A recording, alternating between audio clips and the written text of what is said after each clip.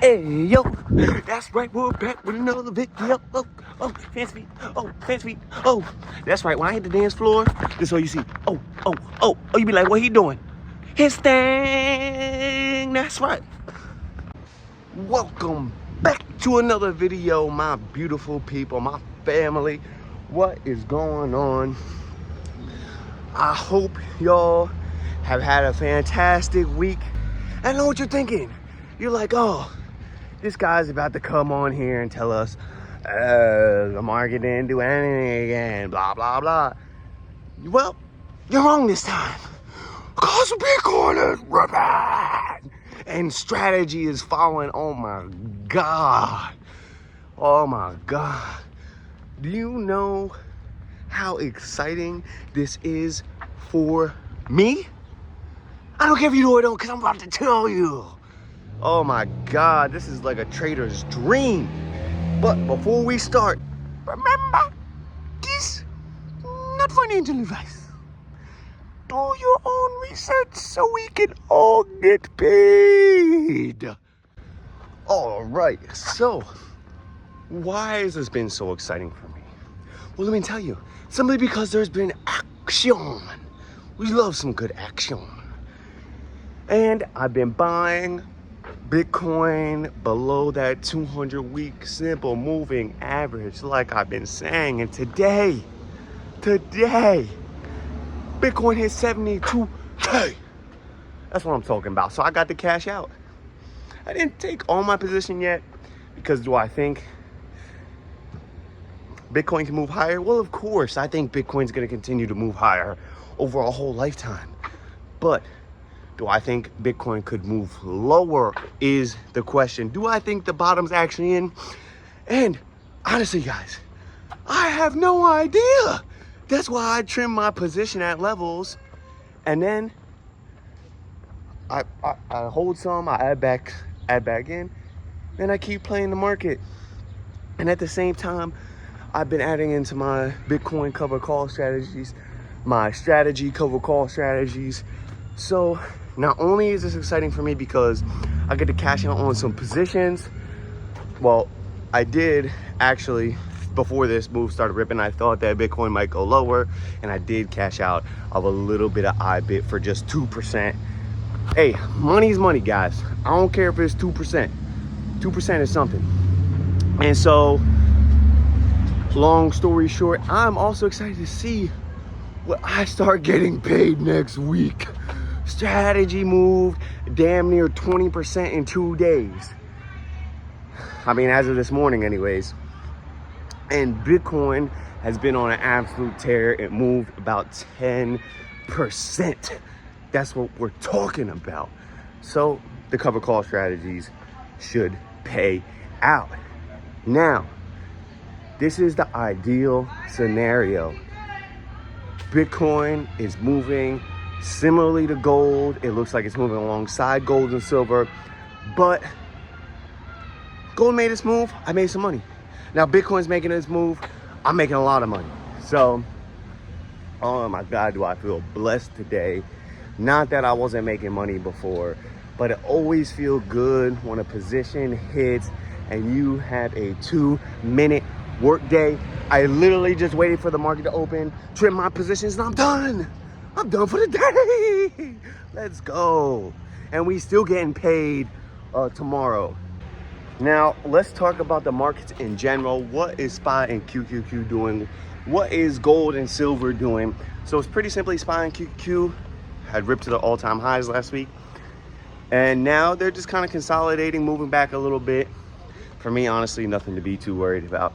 Gold and silver, they both were in a slump and had some nice pickup, but honestly are just kind of consolidating now. So we will honestly see what happens. But the Treasury is also buying back the long dated bonds and is issuing new bonds in order to pay for them. Now, this is not directly quantitative easing, but these are the signs we're looking for. We bought Japan's bonds. We're buying our bonds. Money printer go brrr. We'll have to find out. Woo, gotta love the city. Always loud, even in the small cities. What's going on? But as far as the stock market goes, really, I mean, in my personal opinion, there's not been a whole lot of going on, not like too many sectors moving together that I'm interested in. Yes, Moderna or whatever went 100%, or I'm sorry, 170% in one day. I personally didn't catch that. I'm not into healthcare. It's just not for me, you know? Like, I don't want to make money off of curing people or making profit off of sick people. It's not really my style. Now, if the healthcare sector took a big enough dip, maybe I'd dip my toes in, but just not for me. As far as the memory trade goes, yes, we have had some movement higher, but to me, nothing too special. Even Nvidia, honestly, has just been consolidating for a long time. We made highs a while ago, but I don't know. I'm kind of suspicious of the market at these levels as far as the stock market. I know I said this before about the stock market potentially being at some sort of high and dip, but I don't know. It's kind of getting scary out there for me. But whatever, the market goes higher, I'll make money. The stock market goes lower, I'll also make money because I'll be buying. You know, today, you can smell the money printer in the air. Oh, guys, it's nice to see some life finally come back to the Bitcoin market. I mean, we've had the lowest volatility in a long time here. Just consolidating in a tight range. And not only that, well, I should say, not only did we get that big explosion, that nice push in volatility, but we also are getting some fantastic signs. Now, what do I mean by that? Well, according to the 4-year cycle, which I personally and previously was not a believer in, but it's supposed to be over in like 30 to 60 days, I think. And we're pumping. That bottom could be in. If the bottom's in, it's about to get jiggy. And so, I'm just beyond excited. Good morning. How we doing? Good, how about you? Good. I'm just beyond excited, and I can't wait to see what happens. Regardless, I'm still moving diligently in this market. Don't get my car. Still moving diligently in this market. I'm still allocating capital with discipline, and I'm just continuing to move forward with my plan. That's it. Yes. Do I get scared when things drop? Yes. Do I get nervous? Yes. Do I sometimes think the asses that I picked are gonna fail? Yes. And what do? I stay disciplined anyways. Because the hardest part about this whole game, whether you're trading, whether you're investing, whether it's swing trading, day trading, position trading, whatever it is, the most important thing is to keep your head on straight and not get lost in the sauce. Don't trade or be emotional in this space. Emotional intelligence, emotional discipline is literally your key to survival and success. I can't tell you how many times I've had a fantastic plan and I effed it up just because I got scared, I got nervous. My last one, actually, I was just talking to a family member and they're like, yo, you still got that AMD? AMD's going crazy. I was like, nah, bro, I sold when I made 30% because I got nervous. I sold at 113. My goal was to sell AMD near all-time highs, which I believe at the time was like 220. That sucker went to like 550. God damn. Wish I would just follow my plan, but it's okay because it's in this world, in this capitalistic society, There always is an opportunity for arbitrage. There's always an opportunity to put your money somewhere for it to make money, because there's always money moving in this society because it's about money. Simple as that. If we were in China, I'd have a totally different view. But we're in the US of A. And you know what that means? It's about the money, not about the people. So my account continues to move. My income continues to grow. And I just keep doing what I do. That's it. Continue being vigilant and try my best to buy assets when they're on a dip, whether that be based off their average volatility or based off of technicals indicators like the 200-week simple moving average. I'll tell you what, guys, boy, do I love the 200-week simple moving average. That is really, really, really what I used to say pedal to the metal or not. With all that being said, that's the market, guys. That's the market this week. And I am going to catch up with you inside to tell you exactly what I'm buying and why, and give you some updates on my trades. All right, see you there. Hello. Meow, meow. Oh, who doesn't like having a kitty? All right, so we are back inside, guys, to go over exactly what we are buying and why. As you can see, we're on the chart of S&P 500, and I wasn't gonna take a seat, but I think you're getting bigger. Golly, how am I supposed to fit in there? Oh, you making a spot for me? Thank you. All right. Oh, no, my cat's made a spot for me. Let's get into it. What are we buying and why? So as you can see, this is a chart of S&P 500, and we are up in outer space. Let's get our indicators out here. As you can see, we are far, far away from that 200-week simple moving average, so I'm not buying that. And while we're on topics of what I'm not buying, I'm also not buying QQQ. Why? Because we are far away from that 200-week moving average, and we are pretty close to all-time highs. Now, let's get into what we are buying. Now, first off, we have been buying gold, and we will continue to buy gold as long as it's 15% below its all-time highs. And guys, gold is almost not buyable. So we'll see how this ends at the end of the week, but this is what I plan on buying.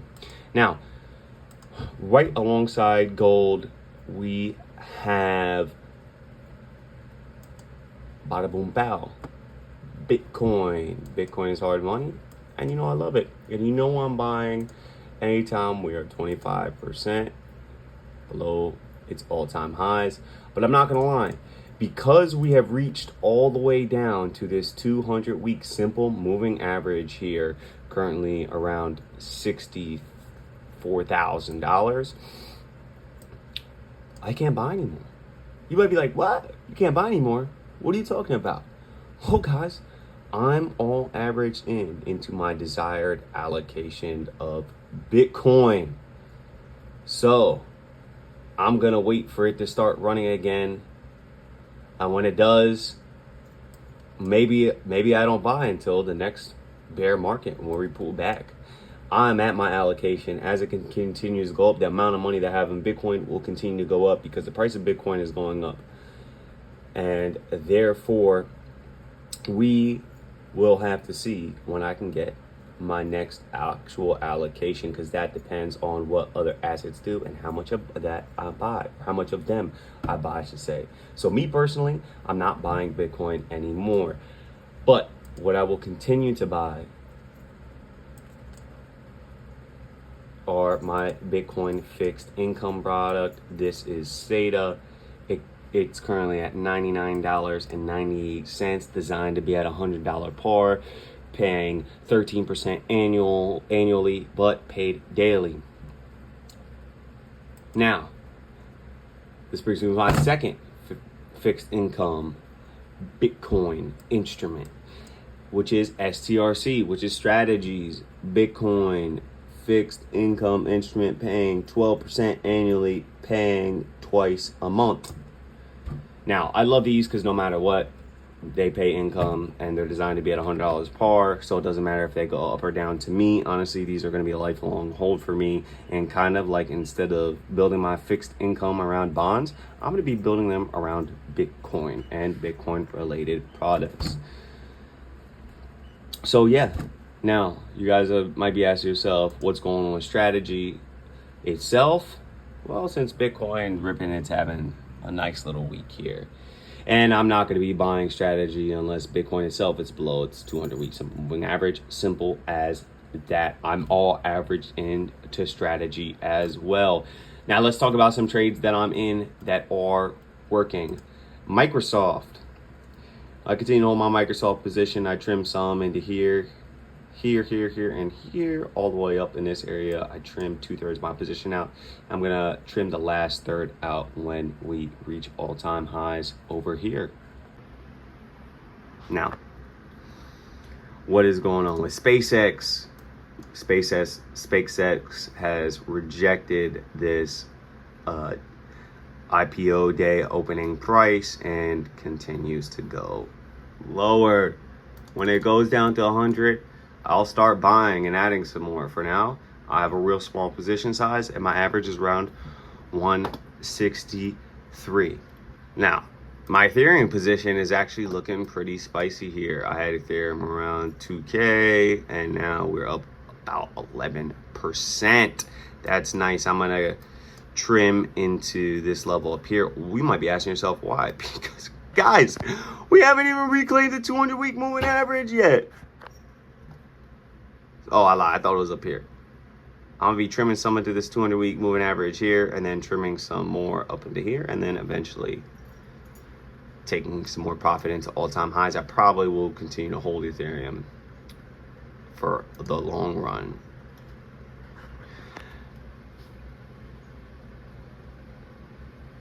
Now, I do want to talk about my Bitcoin position. Like I said, while I'm here talking about it and mentioning it, let's go back to this 200-week moving average. I had average in, average in, average in. My average was about 63,300, and as you can see, boom. Oh wow, actually my average might be lower than that. No, it's about 63,300. Boom, as you can see, man, it's a nice little 14% this week so far. That's how I was able to cash in on that 30%. But it really wasn't 30%. I took a trim at 16%, and then I took another trim at 27%. I'm going to continue to hold until we go back up to this 80,000 level. Then I'll trim again. And the absolute last thing I want to talk about today is I did enter Walmart. You might be like, why Walmart? Well, we had this nice weekly level here. I just wanted to take a dip and I got some exposure here. I'll be adding down here, real small exposure here. I'll be adding into here, which also happens to be, boom, ba-da-dum, that 200-week simple moving average. If we're below that 200-week simple moving average on Walmart, I'll buy. Pretty simple plan. Now, I didn't give much attention to gold. Well, oof, look, we had a nice move off these lows. So we will see what happens. And guys, that's all I got for you today. That's really it. If you had your head on straight and you stayed in Bitcoin, congratulations. I hope you're getting paid. If you're in the covered call strategies, if you're in leveraged Bitcoin, whatever it is, guys, cash out on a little bit, take a little bit for yourself, and enjoy it. Well, peace, love, happiness, fam. I'm out of here. Deuces. Catch you in the next one.